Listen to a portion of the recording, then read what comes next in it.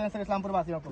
देखिए, हम लोग 1 जनवरी को जी हर वर्ष एक कार्यकर्ता समागम के रूप में हम लोग मनाते हैं जी सर।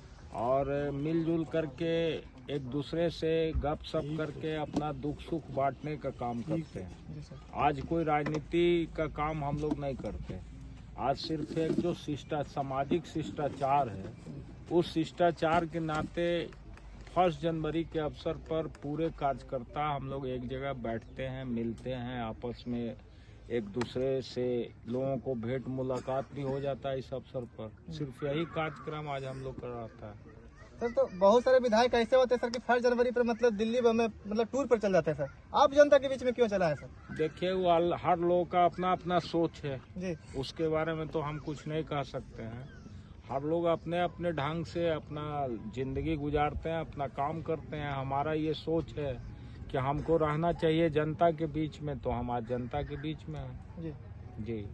फिर भी सर बहुत सारे विरोधियों को मतलब हजम ये बात नहीं हो रहा है सर, इतना मतलब जनता के बीच में आपको हमेशा देखते हैं, कभी जनता दरबार लगाते हैं सर, मतलब हमेशा सुख दुख में मतलब जनता का आप मतलब शामिल रहते हैं सर, तो इसका क्या राज है सर? देखिए, राजनीति में विरोधियों को क्या पचता है नहीं पचता उससे हमको क्या मतलब है। जी हमारा काम है, जो हमको जिम्मेवारी मिला है उस जिम्मेवारी का सफलतापूर्वक निर्वहन करना। जी आपको पता है कि हम इस्लामपुर के विधायक हैं, जी सर। तो जब इस्लामपुर के हम विधायक हैं तो यहाँ के लोगों ने हमको जनप्रतिनिधि चुना है, तो हमारी जिम्मेवारी है कि हम यहाँ के लोगों से जुड़ करके उनकी समस्याओं का, उनके सुख दुख में साथ रह करके उसका निदान करें, और उसी के दायित्व को स्वीकार करते हुए हम लोग ये काम करते हैं। अब विरोधी को पेट फूलता है तो इससे क्या कहा जा सकता है? अभी तो आप देख रहे हैं कि पूरे देश के अंदर जो मौजूदा हालात है, हम लोग बहुत पहले से आगाह कर रहे थे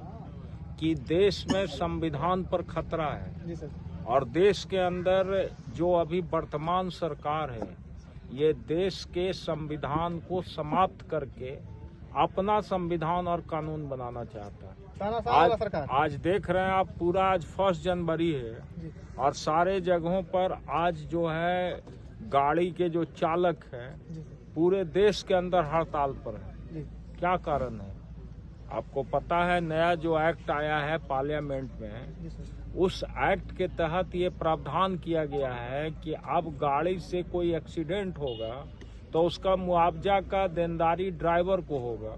अब बताइए, एक ड्राइवर जो 10,000 रुपया 15,000 रुपया वेतन पर काम करता है किसी के यहाँ, और उसके निग्लिजेंस से किसी से भी गलती हो सकता है, उसके गलती से कुछ घटना घटती है, तब उसका रिस्पॉन्सिबिलिटी अब ड्राइवर पर हो, तो ये तो बहुत बड़ी रकम है सर। ये तो गरीबों के लिए बहुत ही गरीब विरोधी कदम है ना। जैसे आप समझिए, पहले जो भी एक्सीडेंट होता था इंश्योरेंस कंपनी उसको वहन करती थी और इंश्योरेंस कंपनी देती थी। तो ये जो छेड़छाड़ हो रहा, अभी राष्ट्रद्रोह के नाम पर जो एक्ट बना पार्लियामेंट के अंदर में, उसको आप देखिएगा तो उसमें उन्होंने पूरे एक्ट को ही अमेंड कर दिया। तो जो एक्ट का अमेंडमेंट हो गया, इससे ये चाहते हैं कि हम अपना जो सोच है उसका प्रकटीकरण सिर्फ करें और हम अपने सोच के हिसाब से देश को चलाएं।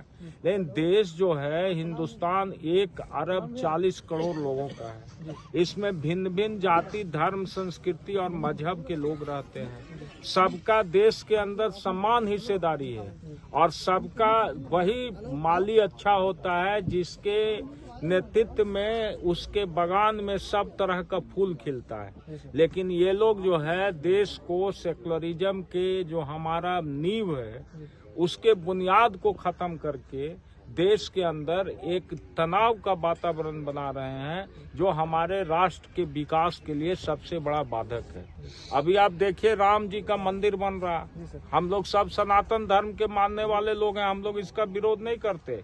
कन कन में राम निवास करते हैं, सब राम के प्रति सबका आस्था है। लेकिन जिस तरह से बीजेपी के लोग राम के नाम पर राजनीति कर रहे हैं, आज आप देख रहे हैं, लगता है कि 23 जनवरी को ही भगवान राम लगता है इस पृथ्वी पर लॉन्च करेंगे। पहले राम भगवान का कोई अस्तित्व ही नहीं था।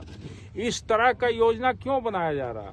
इसके पीछे सिर्फ और सिर्फ फिरका परस्ती सोच है कि धर्म के आड़ में हम राजनीति करें और लोगों को गुमराह करके सेंटीमेंट पैदा करके उसका वोट लेने का काम करें।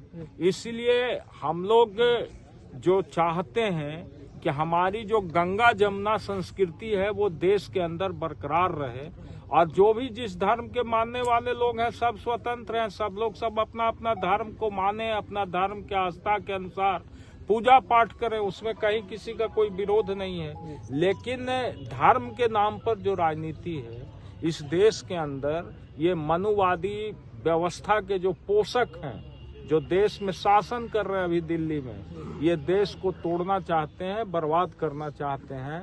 इसलिए हम 1 जनवरी के अवसर पर हिंदुस्तान के आवाम से, खास के अपने क्षेत्र के नागरिकों से कहना चाहेंगे कि आप इनके गलत बहलावे में नहीं आइए और ये जो झूठ फरेब का ये धंधा बना रहा, आप लोग लगातार मीडिया के लोग प्रचारित कर रहे हैं कि बिहार में सरकार बदल रही है, बिहार के मुख्यमंत्री जी दूसरे दल में दूसरे गठबंधन में जा रहे हैं। ये सब कल्पित काल्पनिक बात को खड़ा करके देश के अंदर जो मौजूदा समस्या है उसके तरफ लोगों का ध्यान खींचना चाहती है भारतीय जनता पार्टी।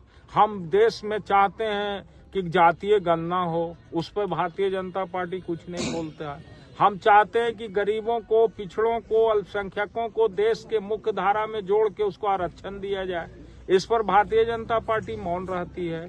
हम चाहते हैं कि देश के अंदर जो खास करके बेरोजगारी है, भ्रष्टाचार है, महंगाई है, इससे देश के लोगों को निजात हो, लेकिन इस पे इनकी कोई पॉलिसी काम नहीं करती। तो सिर्फ राम का मंदिर बना के हम लोग जनप्रतिनिधि बने हैं, एमएलए एमपी बने हैं, तो क्या हमारी जिम्मेवारी है अच्छत छींटना? हम घर घर जाकर के अच्छत पहुंचाएंगे? इसी के लिए जनता हमको चुनी है। अब भारतीय जनता पार्टी के लोग अच्छत का अभियान चला रहे हैं और मंदिर से उठा करके घर घर में कहते हैं कि अच्छत छिटवाएंगे। अरे भाई, अच्छत पूजा पाठ की चीज है, जिसको छिटवाना है छिटवाइए ना, इसको एमएलए एमपी करेगा, ये कोई पार्टी का अभियान चलेगा क्या? इस देश को आप बनाना चाहते हैं।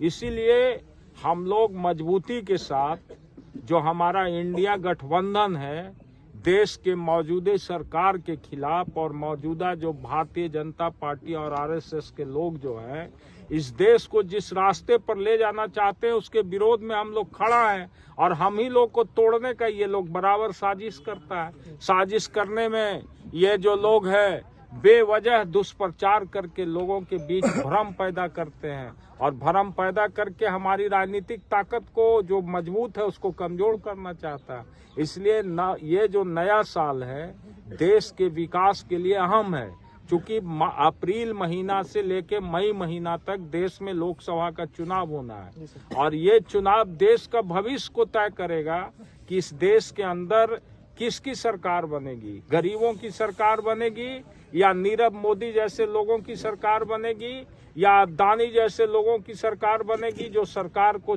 ऊपर से रिमोट से चला रही है, या गरीब का जो परफेक्शन है, जो गरीब का सोच है, उसके आधार पर सरकार चलेगी। इस बात का फैसला इस बार होना है। इसलिए 2024 हर मायने में काफी महत्वपूर्ण है और हम लोग लगातार जनता के बीच इन्हीं बातों को प्रचारित करके जो एनडीए के लोग हैं, जो भारतीय जनता पार्टी के नेतृत्व में इस देश में राज चला रहे हैं, उसके खिलाफ हम लोग मजबूती के साथ लड़ने के लिए आए हैं और वैचारिक जो हम लोगों की एकता है उसको मजबूती देने के लिए आज 1 जनवरी के अवसर पर हमने कार्यकर्ता समागम का आयोजन किया है कि सब लोग मिल बैठ करके आगे की रणनीति हम लोग बनाएंगे और देश और राज्य को सही रास्ते पर ले चलने का काम करेंगे। चलिए।